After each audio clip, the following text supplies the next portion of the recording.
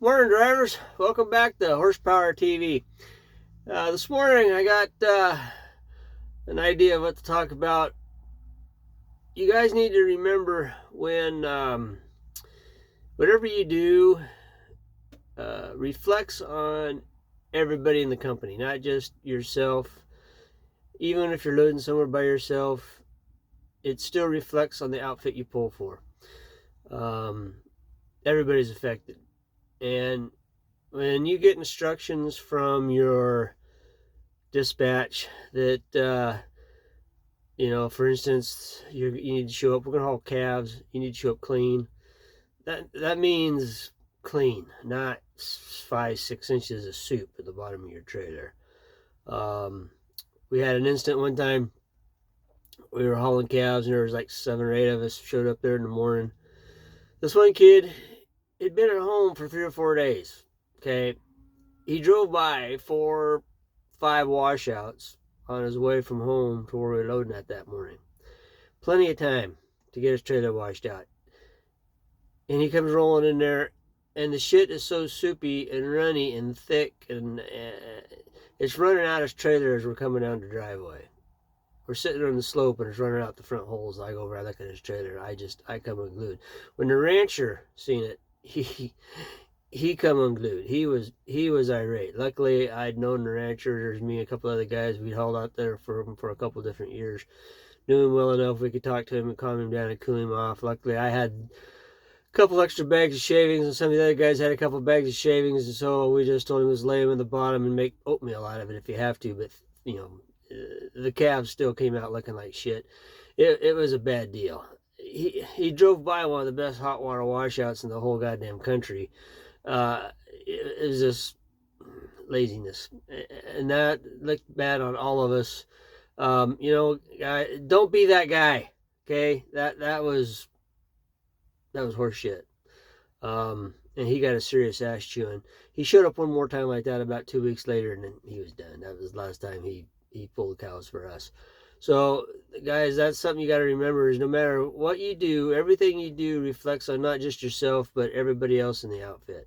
So, those of us who try hard to build not only our own brand, but the brand we're pulling for, um, and then somebody shows up like that, that really not looks bad, but it irritates the rest of us. And if you're not gonna make friends very fast. Okay, so like I said, don't be that guy, and just you do what you're told. If you're told to wash out, and if you're not sure if you're clean enough, if you got shavings left over from the trip before, it was hot and they're dried out and it's like dirt and sawdust again back inside, you're probably okay.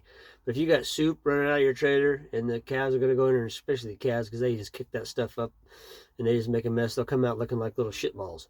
So, if you're supposed to show up clean, then be clean and dry. Don't be showing up like that, because you're going to get an ass chewing not only by the rancher but by all of us there on the site and everybody else. It's just not good. So remember, don't be that guy, and just do your job. Like I said before, there's a lot more to this than just looking cool and driving fast. So then we had another guy one day. A lot of times, like for us, if dispatch is talking, like myself or some of the other senior drivers, and he's got something in the morning he wants us all to do real quick or whatever, he can tell me, and then I'll just let the guys know who's with me. This is what we're going to do in the morning, and everybody knows that I'm not just going to tell you this. The guys aren't just going to tell you we're going to go do this. If they're telling you that kind of thing and it came from dispatch, it came from dispatch. We're not just making it up. And we had a driver one day. He'd only been working for us for a couple of days, and dispatch didn't call him directly. He didn't bother calling dispatch and confirming it or anything else if he wasn't worried about it. He just turned around, and that night we got unloaded, he took off. So the next morning we showed up and we was a truck short. So one of us had to make an extra trip before we turned around and went back south to to load for the following day.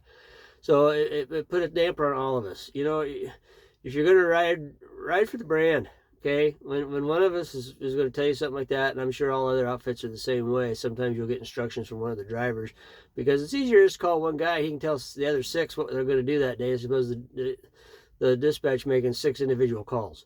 So it's not just, we're not playing games. We're not just telling you this for the health of it or for the fun of it, or we're not making it up. I mean, why would we do that? So don't be that guy, okay? Just do your job.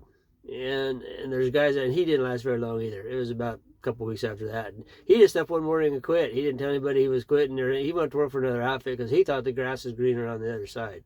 And we'll save that for a different day talk. The grass isn't always greener on the other side of the fence, but a lot of guys think so, and they jump ship, and they go from one outfit to another, and they never can find themselves a home, and then they eventually go broke because you just can't do that. So we'll save that for another day. But you guys remember when you're doing stuff and it's, you just can't,